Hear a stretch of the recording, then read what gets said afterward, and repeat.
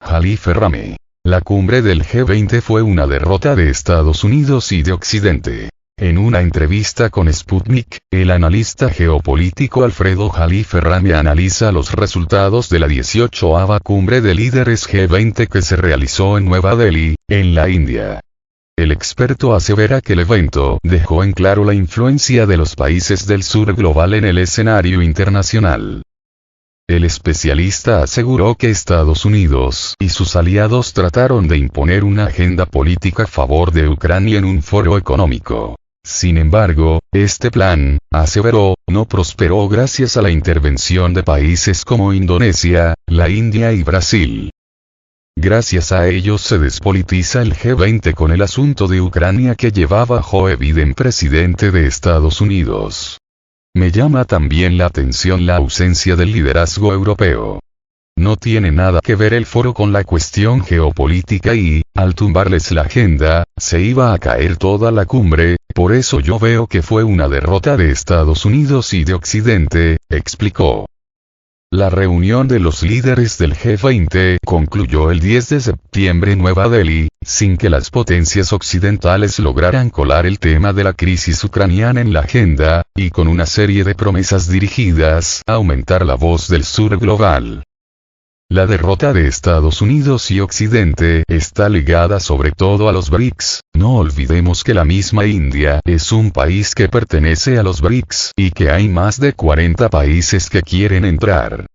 El G20 es una mezcla del G7, que no está dando resultados, con los BRICS, nada más que los BRICS van creciendo, mientras que el G7 yo no veo que quieran agregar a nadie, abundó.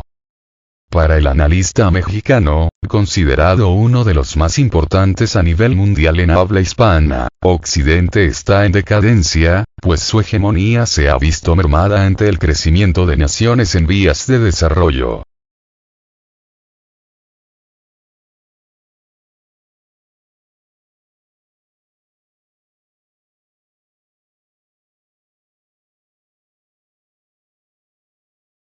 La incorporación de la Unión Africana. Los miembros del G20 saludaron a la Unión Africana como miembro permanente del grupo, de acuerdo con la declaración final de la cumbre del organismo, y subrayaron que África desempeña un papel importante en la economía mundial. Nos comprometemos a fortalecer nuestros lazos con la Unión Africana y a apoyarla para hacer realidad las aspiraciones de la Agenda 2063, indica la declaración. Esta adhesión, sentenció Jalife Rame, es un efecto BRICS, pues uno de los países que impulsó la entrada de la Unión Africana al G20 fue justamente la India, el país anfitrión y miembro de los BRICS. Con esto, el G20 se vuelve menos occidental y está en un plan neutral, está equilibrado, indicó. Sin embargo, el analista observó que ni Rusia ni China le ven futuro al bloque, porque el G20 ya en términos económicos no está dando resultado. Para Jalife Rame, la más reciente cumbre del G20 no tiene comparación con la de los BRICS que se realizó entre el 22 y el 24 de agosto pasados. El G20, la misma Rusia lo ve, puede implosionar y muchos países se pueden salir, abundó.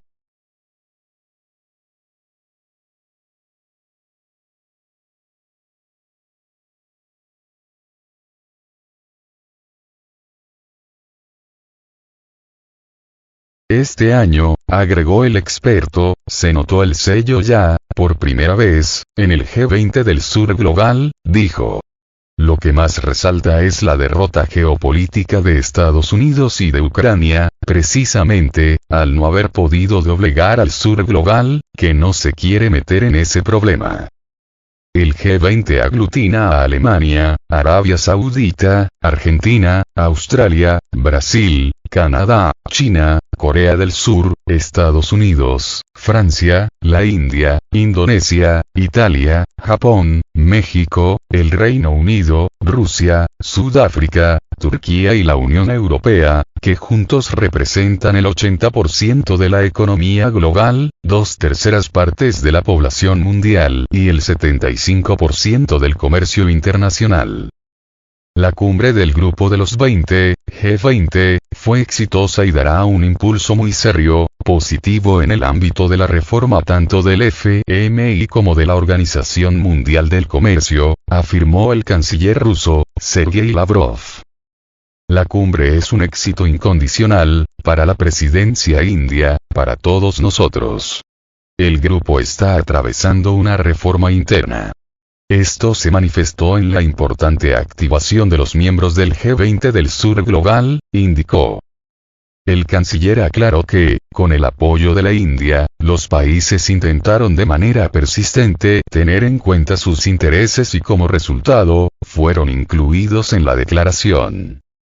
La declaración final del G20 formuló las tareas de reforma y del Fondo Monetario Internacional FMI, donde desde hace mucho tiempo, si las cuotas y los votos se dividen honestamente, los estadounidenses ya no tendrán un billete de bloqueo, que se conserva artificialmente, destacó.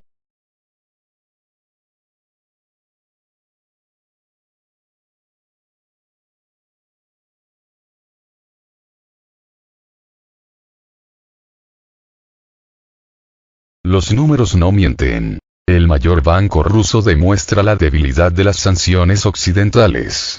Con corte a agosto, el rendimiento sobre el capital del mayor banco minorista de Rusia, Sberbank, es del 25%, en contraste con el 24% de mayo, lo que demuestra la debilidad de las sanciones occidentales contra el país eslavo, según se desprende de una nota publicada por el medio británico Financial Times.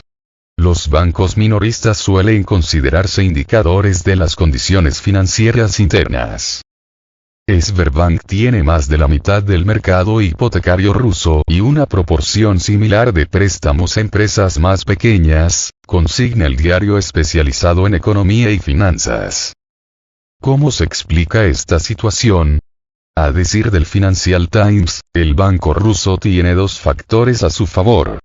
En primer lugar, las elevadas provisiones para préstamos el año pasado, cerca de 3.100 millones de dólares, redujeron drásticamente las ganancias en aquel entonces.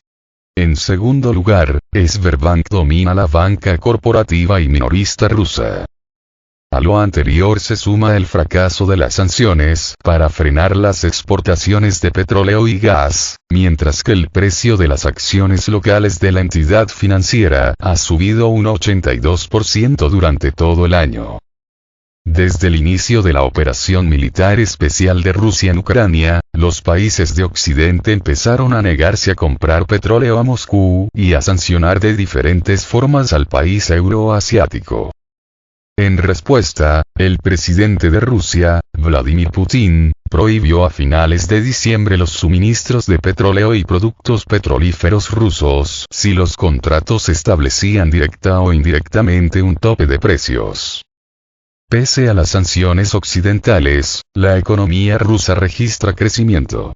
El Producto Interno Bruto, PIB, de esta nación creció un 4,9% en el segundo trimestre de 2023 respecto al mismo periodo del año pasado, según los datos del Servicio de Estadísticas de Rusia, Rosstat.